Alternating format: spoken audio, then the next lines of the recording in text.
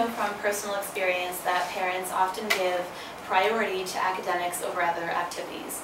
Raise your hand if your mom or dad has ever told you to stay home from team practice or a club meeting because you had a big test to study for.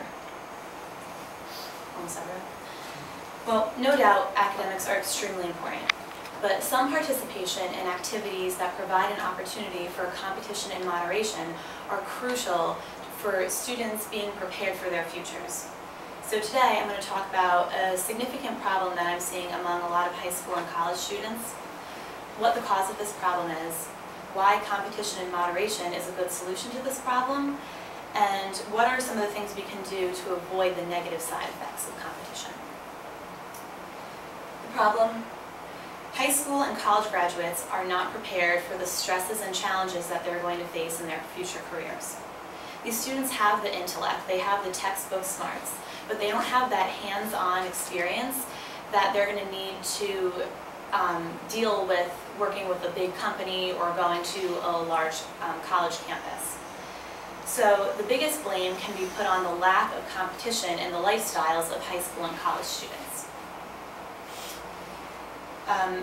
Michigan State University conducted a study showing that 70% of the 20 million American kids who begin participating in organized sports around the age of 4 end up quitting by the age of 13. Now 13 is just a few years away from high school when students are overwhelmed with finding a job or getting into college. These students end up spending most of their free time attending SAT prep classes, meeting with private tutors, and missing soccer practice to stay for algebra extra help. No doubt these things are going to help you look or appear better on paper evidence of your intelligence, but they're not going to give students the proper communication, leadership, and teamwork skills that they're going to need to give them that competitive edge when it comes to finding a job and maintaining some sanity when they're in a competitive career field. So what are some of the things that, or what is the one thing that we can do to equip ourselves with these necessary skills? The solution is balancing our academics with opportunities for healthy competition. Alberta Health and Awareness wrote an article discussing how children can acquire self-esteem and personal building skills through things like organized sports and other competitive clubs like mock trial, debate team, UN, whatever it may be. People who participate in competitive activities learn to set personal and realistic goals for themselves. They also learn leadership and responsibility. Teams often need a team captain, or competitive clubs will often have a president. Students learn how to manage their time, balance their activities with their academics, and they also learn to work well with their teammates and their coaches. Participating in competitive activities also helps students learn good sportsmanship and good conduct that can be carried with them into their future careers.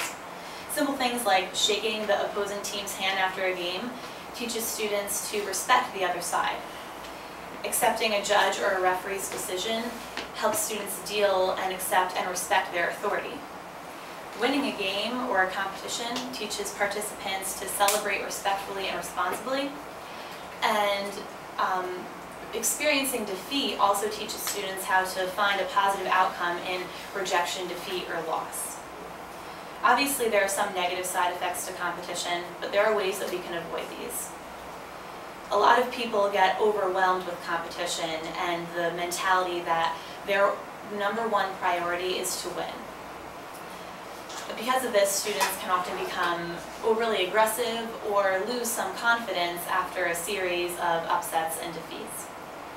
Students can avoid this by accepting that winning is not their #1 goal and turning their fun, competitive activity into a learning experience where they can gain necessary skills before they enter a competitive workforce. So after talking to you about this problem that is occurring among a lot of high school and college graduates, what the cause of this problem is, why competition in moderation is a good solution, and how we can balance that, that overwhelming mentality of competition, I hope you can understand the significance of competition in all of your lives, And if you're one of those people that puts the blame on your lack of involvement on your parents being too strict, I bet if you ask them to sign up for a club or an intramural sport at the University of Maryland, they'd let you as long as you get your homework done first.